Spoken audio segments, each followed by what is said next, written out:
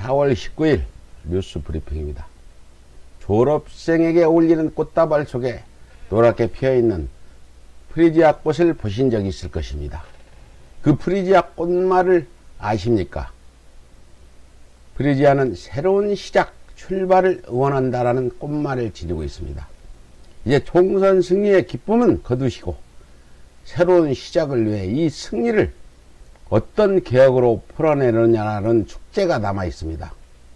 그 숙제를 잘 풀어내도록 범민주 진보 진영의 변함없는 지지와 응원을 부탁드립니다. 오늘의 뉴스 브리핑을 시작합니다. 첫 번째입니다. 미래통합당 김세현 의원, 미통당은 감수성 없는 혐오 정당이다. 미래통합당 김세현 의원은 이번 총선에서 가장 먼저 인적 쇄신을 요구하며 불출마를 선언했습니다.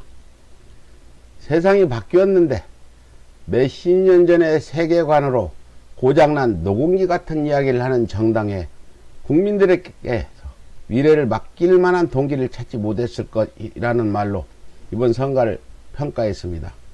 또한 지금 기술혁명이 상당히 빠른 속도로 우리의 삶을 바꾸고 있기 때문에 이런 변화를 민감하게 관찰하고 적응하는 노력이 필요하다.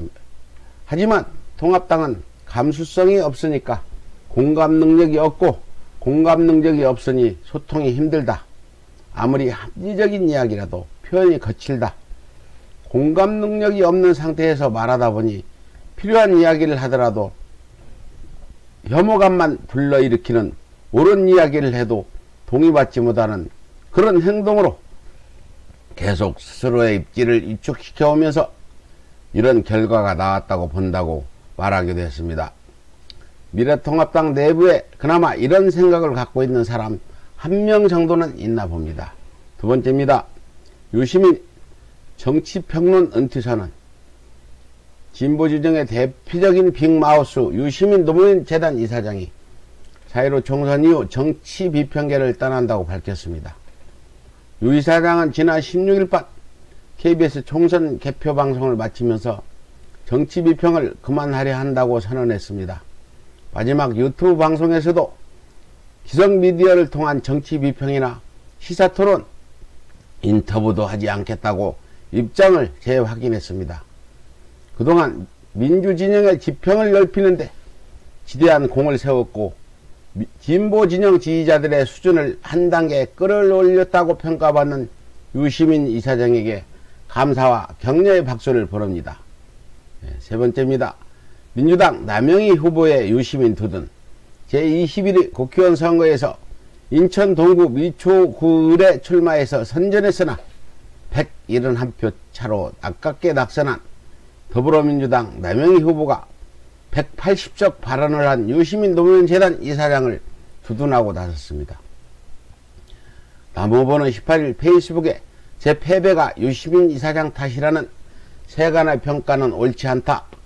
그래서 더 마음이 아팠다며 장문의 글을 게재했습니다. 유 이사장이 전날 유튜브 유시민 알릴레오 라이브에서 선거 전 자신이 범진보 180적 관측을 내놔 피해를 본 더불어민주당 남영희 후보와 김영춘, 박수현 후보에게 사과하며 정치평론 은퇴를 선언한 데 따른 것으로 해석됩니다. 유시민 이사장의 정치평론 은퇴도 안타깝지만 남영희 후보의 낙선은 100여 표 차이의 낙선 때문에 더욱 가슴이 아픈 대목입니다. 이제 압승을 했으니 누구의 탓을 하지 말고 좀 더 용맹정진하는 민주정부가 되길 희망합니다. 네 번째입니다. 이해찬 대표, 열린우리당의 아픔을 잊지 말아야 한다. 이해찬 더불어민주당 대표가 17일 4.15 총선 여당 압승과 관련해 열린우리당의 아픔을 우리는 깊이 반성해야 한다라고 말했습니다. 이 대표는 국민이 주신 의석에는 그만큼 책임이 따른다. 이 사실을 결코 잊지 말고 항상 겸허한 자세로 국민의 뜻을 살피고 초기의 성과를 거둬야 한다고 말하기도 했습니다.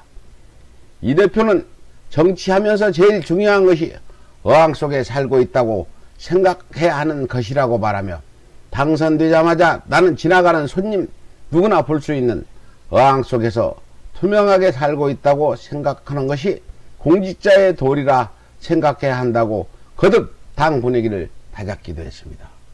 이해찬 대표님, 겸손하지만 더욱 단호하게 나아가야 합니다.